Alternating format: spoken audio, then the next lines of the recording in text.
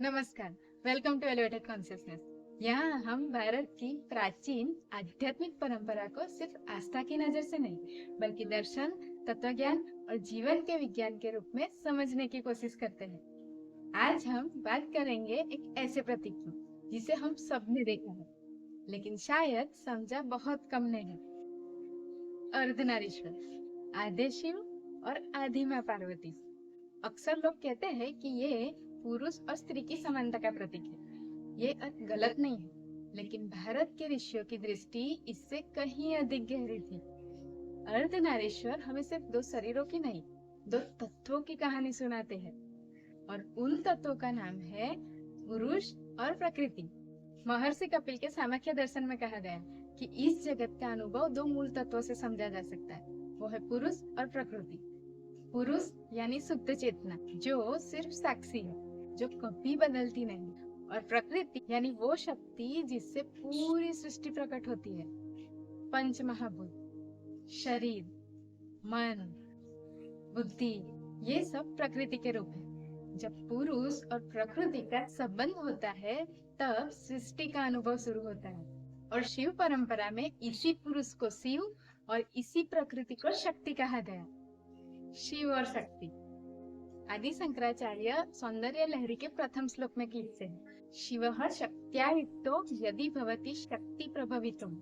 इस श्लोक का अर्थ है कि शक्ति के साथ मिलके ही शिव इस सृष्टि का कार्य कर सकते हैं। ये श्लोक हमें बताता है कि चेतना और शक्ति अलग अलग नहीं है। जैसे सूरज और रोशनी, जैसे अग्नि और गर्मी, वैसे ही शिव और शक्ति।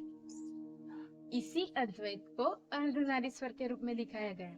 छांदोग्य उपनिषद में एक प्रसिद्ध वाक्य है, सर्वम खल्विदम ब्रह्म। इसका अर्थ है ये पूरा जगत एक ही परम सत्य का प्रकट रूप है। और छांदोग्य उपनिषद ये भी कहता है कि तत्वमसि, मतलब तुम वही हो।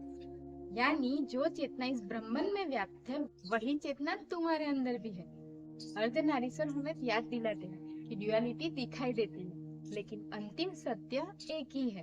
भगवत गीता में भगवान कृष्ण कहते हैं, समत्वम योग उच्यते, यानी संतुलन ही योग है। ध्यान दीजिए, कृष्ण सिर्फ तपस्या की बात नहीं करते, सिर्फ ज्ञान की बात नहीं करते, वो संतुलन की बात करते हैं। और अर्धनारीश्वर उस संतुलन का जीवन प्रतीक है। अब समझते हैं कि इसका हमारी जिंदगी से क्या संबंध है। कभी हम सिर्फ सोचते रहते हैं, लेकिन कुछ करते नहीं।